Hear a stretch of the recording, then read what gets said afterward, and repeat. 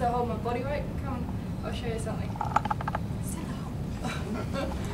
I think when I first started seeing Catherine, I was like this, and my feet would drag along the ground, and they just would kick out. I couldn't feel them. They were horrible. Very good. You know, I had a lot of trouble with my balance. I had virtually no balance.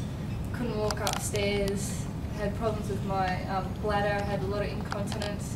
And I was born pigeon-toed, so I have a lot of trouble with like my hips being tight there. And it was just rank.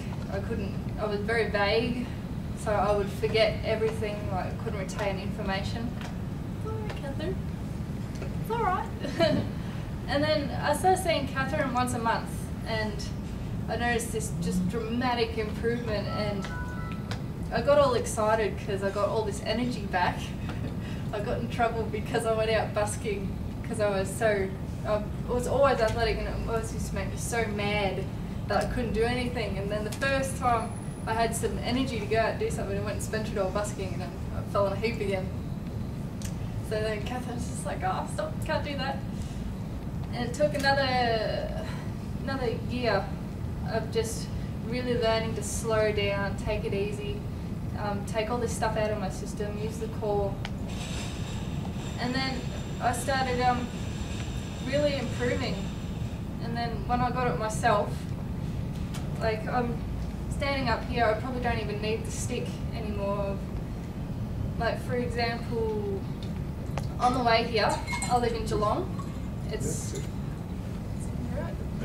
just about an hour away, and before I started using the CoRe as much as I have now, I would have had to stop at least 5-6 times, just being terrified of having to go to the toilet, or I'd lose control of my bladder in the car. So I'd stop everywhere, all the way up. And today I only had to stop once, and that was because we had to get petrol anyway. So yeah, there's that, and a couple of weekends ago it was St Kilda Festival, or last weekend. So I still am a little bit vague because I get excited. And like, you see, we don't set this up. I didn't know it's her who wants to speak. You see, because Kirsten is producing another testimonial like every week, and it needs just a cell phone and taking some recordings, and even this many practitioners don't do. It's a pity for me, but it needs a little time to make this, and then so we don't set this up. So I didn't even know that this was you, but like I want to ask you what, because I think CoRe is only like a tool. I agree with you, it's a tool, and it is, but it's an important tool. So it's not only the person that we have to have the tool. It's not a gimmick only, but it's a tool. Yes? So on the other hand, the person has to be open to make some realization, be ready for this. And that's my question always, is what do you think was happening when you had the first CoRe treatments?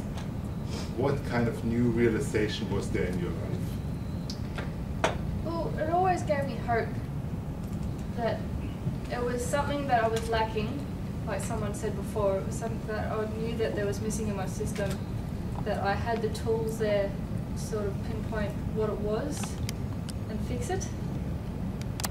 And what I mean, was there anything, any specific area of your life where you saw I better take care of this, or I better change my attitude about this? Anything like this? A little bit. I did have a lot of emotional issues that I had to sort through, and I've always been very positive and very strong, but I was also a very, very angry little person, and I had a lot of anxiety as well. And I know that there's a very strong link between my sickness and what's going up on the mind. See, and the thing is, usually it's very hard to actually ask this, because when you are over it and when you are healthy, more healthy, you think that's the way you were always like this. You were always this way, yes? And then, because if you still remember, oh, I had all these problems with maybe my father, or with being open with people or something, you still have the disease to some degree. So when you have a person who says, well, I don't know what if anything changed, you know, those people are completely healed because they even forget what they had, yes? And then other people have to say, maybe you can say something, how you saw like an emotional change, or like a way of seeing the world, yes, for Bree, yes? Well, what you saw. She had greater concentration, and she had hope that she was going to get better, so she became more positive. And before you started, or what? Before she was stuck, that this was it for the rest of her life. Right, and this is just one possibility for people, that they just say that's it. It's a form of stagnation, yes, and it's the key for not being able to make a change, yes. And so thank you for. And I show you now a few pictures of you. Thank you very much.